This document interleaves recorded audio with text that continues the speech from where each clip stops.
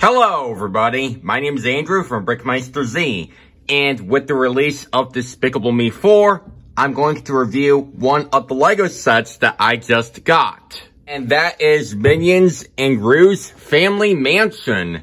This is set number 75583. It has 868 pieces, and it recently came out in May 2024 for $100.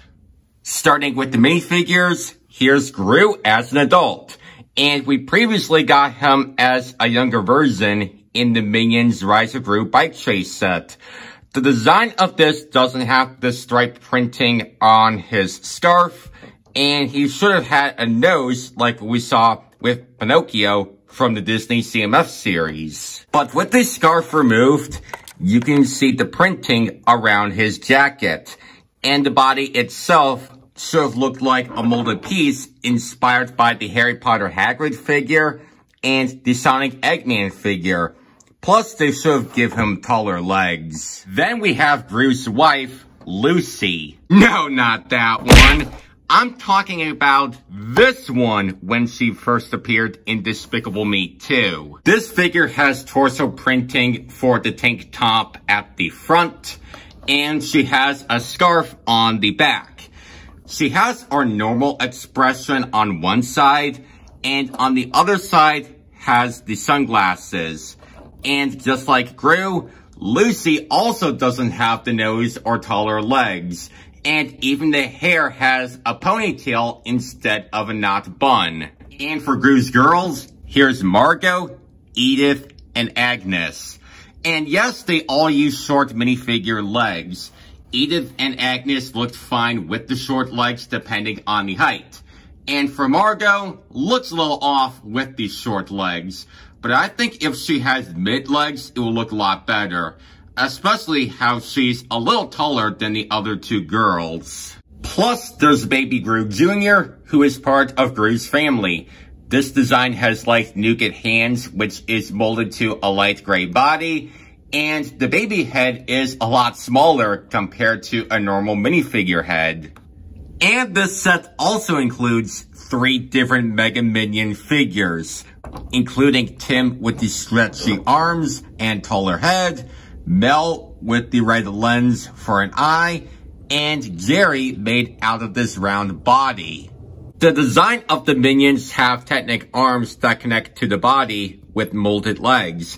And this is actually the same body piece that LEGO used since 2020 for the Rise of Gru sets. And for the Minion heads, I like that you can swap out the eyes and replace them with different round tiles or studs on the goggles.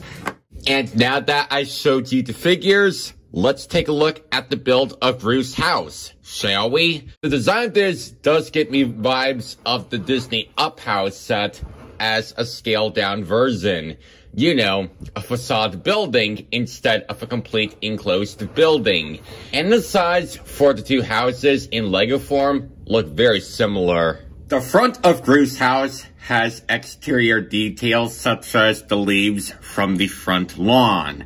To the right, there's a letter inside the mailbox right here.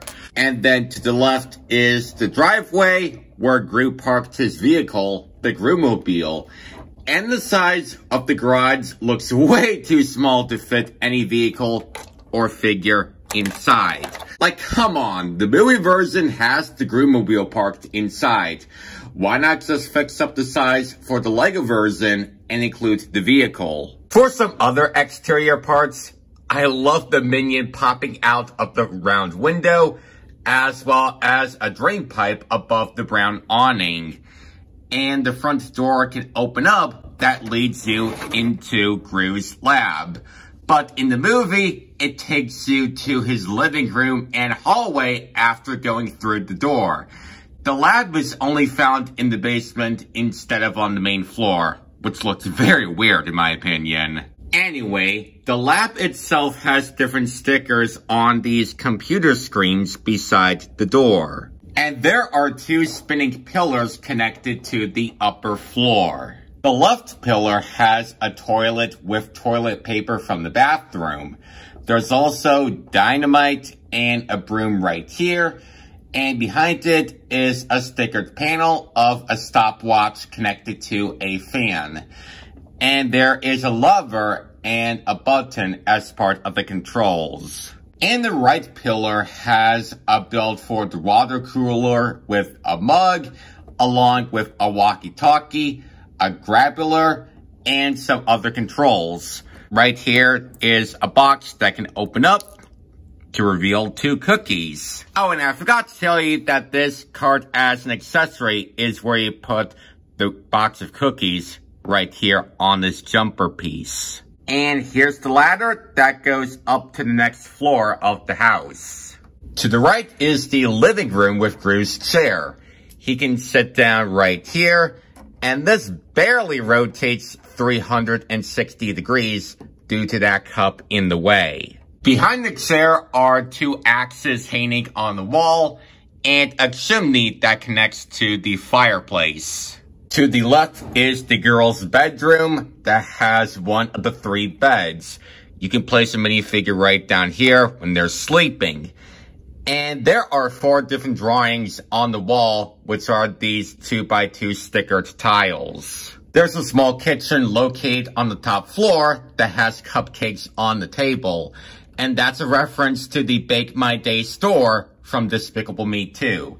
You know, that cupcake store in the mall. And this red bench in the back has room to fit 2 or 3 minifigures sitting down and have dessert. Above the kitchen is a hanging light connected to a bar piece and a 2x3 stickered photo of Gru and the girls, as well as his pet dog Kyle, who is not in this set. Oh, and for the house's roof, one of the side parts has a window on the left that only shows a hidden 2x4 tile as part of the lighting. And they didn't include a view of this from the inside. And the front parts of the angled roof look like the ones from the A-frame cabin set. Except this time, they're connected with axle pieces, and the sides are connected with clip pieces. Outside Gru's house is a side build of a tree house with Hawaii decorations. And this is the design that appeared in Despicable Me 3. The build of it has a rope with flowers or lights that wraps around the tree. There's some candles at the front and these torches on the sides. To the right is a ladder to go up, and behind it is a present that shows nothing inside. Oh, and for that back open area of the tree, it doesn't have any details in there. The upper part of the tree house has bamboo stickers on those panel pieces and 2 piñatas connected to the leaves. On the table is a candle in the center and 2 bowls off to the sides to represent the soup. There's a zip line that connects from one section to another. Take one of the figures and hold on to the bar in order to slide down the rope just like that. Even though this is not a perfect speed, looks fine the way it is, I guess. And this bottom part of the Hawaii section has bongos in between the tiki heads, which does sit on those jumper pieces. To the right is a surfboard with a stickered note tile right there. And then over here to the left is a plant with a butterfly that connects to a clip piece.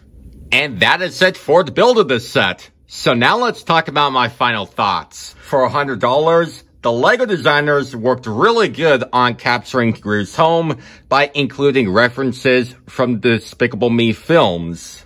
Maybe they should have included a separate part for the lab on the bottom while putting the main house on top.